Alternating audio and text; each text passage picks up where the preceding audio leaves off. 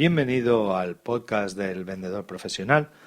Yo soy Carlos Sogor y hoy quería empezar agradeciéndole muchísimo a José Luis Bernal el correo que me ha enviado dándome las gracias por este podcast. José Luis es un vendedor desde hace más de 25 años y precisamente lo que me comentaba en su correo era que hacía falta podcast como este o hacía falta iniciativas como esta para que los vendedores se pudieran no solo reciclar, sino además continuar en mejora constante.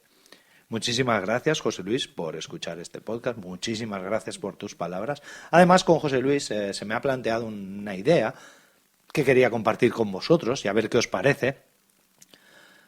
Después de más de 30 episodios ya, creo que este podcast empieza a necesitar, pues, más allá de que siga comentando cosas interesantes o cosas que puedan ser atractivas para los vendedores, me gustaría incorporar, pues, de vez en cuando alguna entrevista a gente que lleve tiempo en ventas o gente que tenga un rol en ventas durante mucho tiempo o bien de mucha relevancia, para que me hablen sobre su perspectiva, sobre su forma de ver las cosas, sobre su día a día, las herramientas que utilizan, qué consejos, por ejemplo, le dan a los nuevos vendedores o qué consejo le darían a alguien que intenta reinventarse a nivel profesional como vendedor.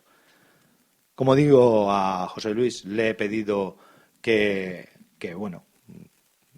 participe en este podcast, que contribuya en una pequeña charla desde su experiencia y tan pronto como me confirme que está dispuesto, pues grabaré esa pequeña entrevista, esa pequeña charla, me gustaría que fuera una charla entre dos vendedores que se encuentran en un bar, eso que los vendedores llevamos haciendo toda la vida, ¿no? Y es que nos encontramos en un bar tomando un café, ay, pues mira, qué tal van las cosas, ay, por el otro día estuve en un cliente que me estaba mareando, oye, no vayas a fulanito o no vayas a menganito porque resulta que te marea y luego al final te va a dar vueltas y no te va a comprar, oye, mira que el otro día tenía un problema y me encontré con no sé quién y me dijo que él lo está haciendo de esta forma.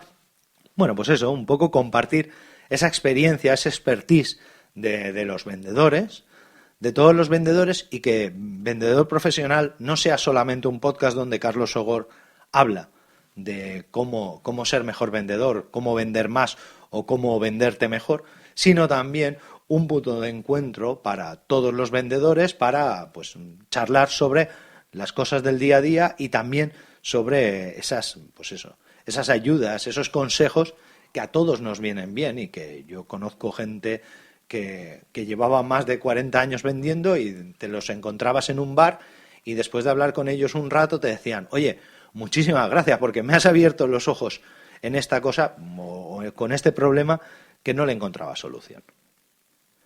Dicho esto, y después de este momento de reflexión que quería compartir con vosotros, como digo, cuento con vosotros para que me digáis si os parece bien la idea, si no os parece bien, si os gustaría, si no os gustaría. Mi idea es una vez al mes, que tampoco es algo muy traumático. Este podcast es diario, con lo cual cada mes suele haber entre 18 y 22, 23 episodios. Bueno, pues la idea sería que uno de ellos fuera una entrevista con alguien que tuviera cierto expertise en ventas. Pero como digo, hoy no me voy a extender mucho, hoy quiero dar simplemente 4 pinceladas muy rápidas, ya profundizaremos en ello más adelante, pero hoy voy a hablar un poco de psicología de ventas. La psicología de ventas es algo que hay que tomar con cierta precaución porque hay muchos consultores de ventas, hay muchos vendedores, hay mucha gente que ven esto pues un poco menos que una forma de vida, ¿no? De decir, ay, pues es que los tipos de clientes hay que ver, hay que clasificar a tu tipo de cliente. Antes de nada hay que entender que los vendedores llegamos hasta donde llegamos, es decir, nuestra capacidad no va mucho más allá de la toma de contacto y los 15, 20, 50 minutos o 3 horas que pasemos con un cliente, pero con eso no se puede conocer a un cliente. Es decir, por más que queramos, podemos intentar evaluar ciertas características de un cliente, pero no se puede conocer un cliente. Es más, si algo nos ha enseñado la psicología, es que cada persona es individual y que cada persona, en función de cada momento, en función de cada circunstancia, en función de cada situación, cambia.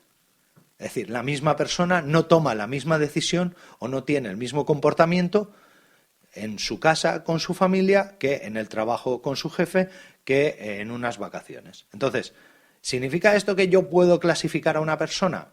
Pues no. Si sois amantes de las estructuras de tipos, como por ejemplo las de Gustav Jung, de Carl Gustav Jung, o habéis dado algo sobre Insights, sobre DISC o lo que sea, de verdad, eso funciona a veces. Funciona a veces, no funciona siempre. No se puede clasificar a la gente. Sí es cierto que estadísticamente nos puede dar ciertas premisas de por dónde tirar, pero la misma persona a la que un día le llegamos de forma pues muy pragmática, pues 3 días después puede recibirnos y solamente podremos llegar a él de forma emocional porque en ese momento está en unas circunstancias de su vida pues mucho más complicadas. Y esa persona que en esas circunstancias complicadas solamente se puede llegar a él de forma emocional, luego resulta que un mes después se convierte en extremadamente analítica porque le han cambiado de demarcación y resulta que las nuevas responsabilidades o el nuevo cargo le obliga a ser mucho más analítico y justificar absolutamente todo mucho más. Y entonces nos encontramos con que en ese momento esa persona que al principio era pragmática, que solamente le interesaban los resultados, que luego por un mal momento en su vida solamente conseguimos acceder a él de forma emocional, pues resulta que ahora es una persona o una personalidad analítica. Quiero decir con esto que lo de la psicología de ventas es bueno que conozcáis todos los perfiles que hay, todos los tipos que hay, pero no corráis el riesgo o no os encasilléis con que cada persona tiene un único tipo psicológico y con eso va a estar el resto de su vida. Es decir, si algo hay que decirle al señor Jung, más allá de que sus estudios fueron muy intensivos, pero que ahora mismo no sirven para nada, es que la gente cambia. Y la gente cambia muy a menudo. Así pues, lo importante de la psicología de ventas, y hoy ya quería empezar a hablar de psicología de ventas, lo importante de la psicología de ventas no es tanto el clasificar clientes, sino conocer exactamente todas las tipologías o las posibilidades que te vas a encontrar para tú, vendedor, adaptarte en función de las circunstancias, el momento y las necesidades que te encuentres. Hoy en concreto solamente quería hablar de los tipos de clientes según su rol a la hora de tomar decisiones. Tomar decisiones es una cosa muy difícil, hablaremos mucho de ello, hablaremos de herramientas para tomar decisiones, hablaremos de Ishikawa, hablaremos de matrices de Puig más adelante en este podcast, pero para tomar decisiones nos vamos a encontrar, yo diría 4, 5 quizá, 5 tipos distintos de cliente a la hora de tomar una decisión. Da igual que estéis en un teléfono, que estéis en una tienda y os venga el cliente, da igual que seáis vosotros los que como consultores accedáis a él o visitéis su despacho, le llaméis por teléfono o le mandéis un correo. Casi siempre antes de tomar una decisión, el cliente se va a posicionar en una de estas 5 opciones. La primera es el pragmatismo total, los resultados. Esa persona que solamente le preocupa el retorno a la inversión. Oye, sí, ¿esto cuándo me va a costar? ¿Cuándo lo voy a conseguir amortizarlo? Ya está. Este pragmático, como digo, hablaremos de él más adelante en este podcast, pero solamente se preocupa de los resultados.